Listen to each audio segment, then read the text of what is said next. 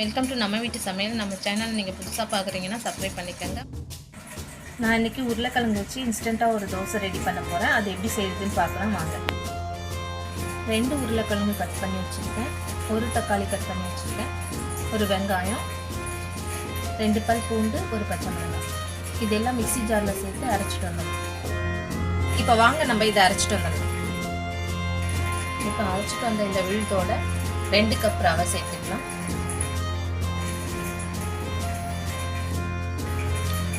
அதோட 1 ஸ்பூன் ஜீரகம், அதோட 1 கப் கர்டு சேர்த்துடலாம்.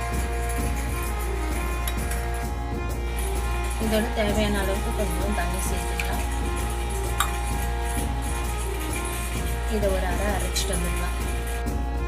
இதோட தேவையான அளவுக்கு சால்ட் சேர்த்து அரைச்சிட்டு வந்துடுறேன். அரைச்சி எடுத்துட்டா ரெடி ஆகிடுச்சு.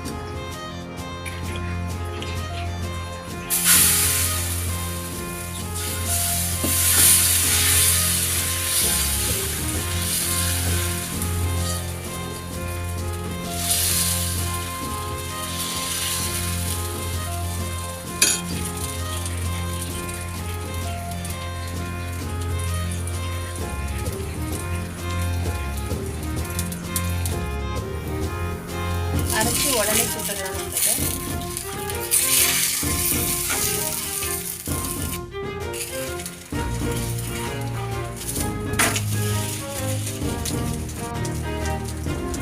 இது மாதிரியே எல்லா தோசையும் நம்ம ஊற்றி எடுத்துக்கலாம்.